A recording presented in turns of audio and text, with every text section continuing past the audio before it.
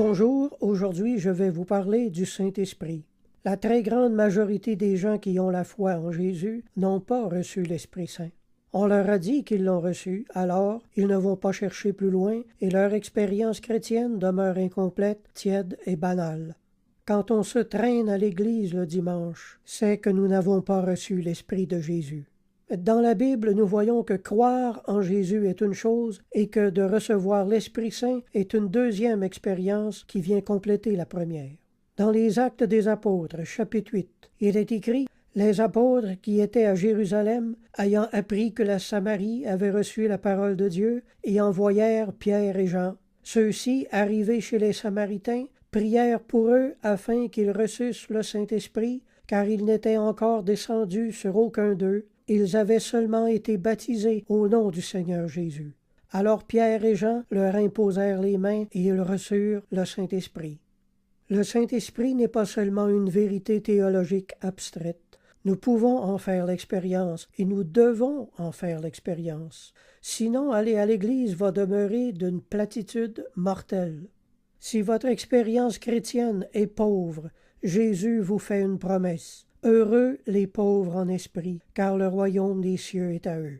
Si votre vie spirituelle est ennuyeuse, endormante, monotone, fade et triste, je vous jure qu'après avoir reçu l'Esprit de Jésus, elle ne va pas le rester.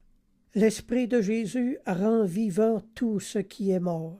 Jésus a promis le Saint-Esprit à tous ceux qui croiraient en lui. La Bible dit « Car la promesse est pour vous, pour vos enfants, c'est-à-dire à votre postérité, et pour tous ceux qui sont au loin, en aussi grand nombre que le Seigneur notre Dieu les appellera. » Le don du Saint-Esprit n'est pas éteint et ne le sera jamais. Entre autres choses, le Saint-Esprit a le ministère de nous délier des sentiments négatifs qui nous font souffrir, tels la dépression, la culpabilité, la haine, la colère, l'inquiétude, et nous guérir des diverses blessures que la vie nous a faites et de celles qu'elle voudra nous faire dans l'avenir.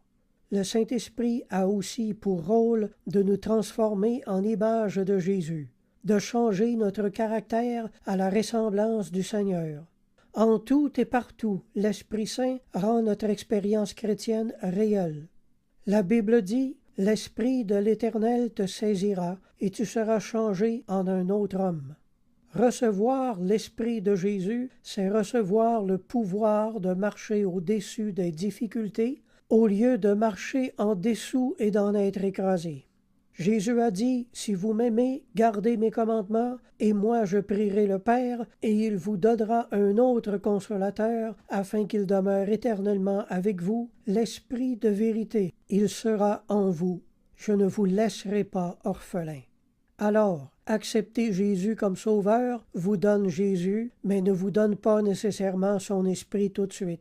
Vous devez rechercher dans la prière cette seconde expérience. J'ai dit seconde expérience, mais en fait, il s'agit de la troisième et dernière expérience chrétienne. Avant de partir, Jésus a dit à ses disciples, « Allez par tout le monde et enseignez-leur tout ce que je vous ai prescrit. Baptisez-les dans le Père, dans le Fils et dans le Saint-Esprit. » Il s'agit donc de trois expériences spirituelles. Quand une personne qui ne croit pas en Dieu se met à croire en Dieu, elle vient de franchir une première conversion. Quand cette personne se met ensuite à croire en Jésus, c'est une deuxième conversion. Et quand cette personne qui croit en Jésus reçoit son esprit, c'est une troisième conversion qui vient de fermer la boucle.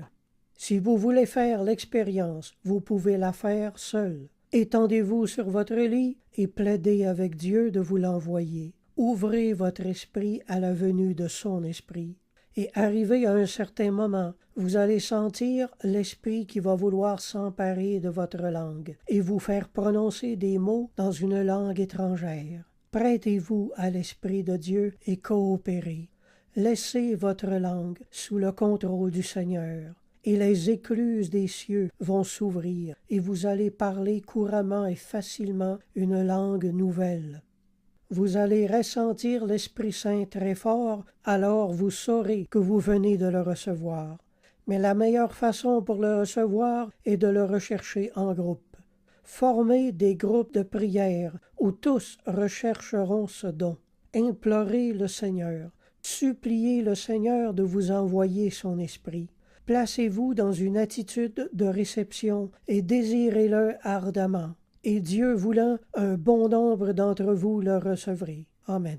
Si ce message vous a touché et que vous voulez faire cette expérience, acceptez d'abord Jésus comme Sauveur, car si votre conversion au Christ n'est pas complète, vous ne pourrez pas recevoir son esprit. Priez avec moi. Mon Dieu, j'accepte aujourd'hui Jésus comme Sauveur et Seigneur. Je lirai les évangiles et je mettrai en pratique ses commandements. J'abandonnerai le péché et je marcherai dans ses traces. Ensuite, envoie-moi ton Esprit Saint. Amen. Je vous encourage à vous procurer un évangile et à retourner à l'Église. Si vous avez des questions, mon adresse courriel est jocelyn041@hotmail.fr. Alors je vous dis à la prochaine, gardez la foi et la foi vous gardera.